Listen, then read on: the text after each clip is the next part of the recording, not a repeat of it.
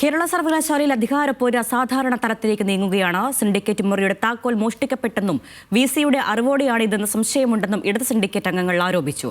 ചട്ടവിരുദ്ധമായി പെരുമാറിയ syndicate അംഗങ്ങൾക്കെതിരെ വിസിയുടെ നിർദ്ദേശപ്രകാരം mini Kappan പോലീസിൽ പരാതി നൽകി.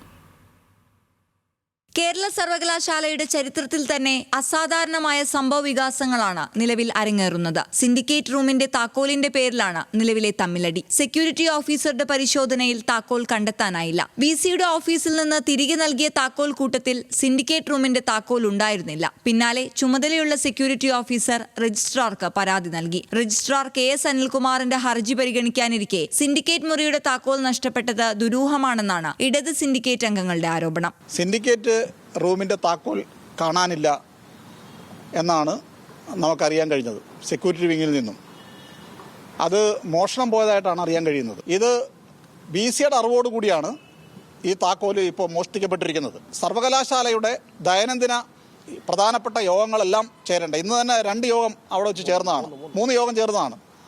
അടുത്ത ദിവസങ്ങളിലും യോഗങ്ങൾ ചേരേണ്ട ഒരു ഹാളാണ്.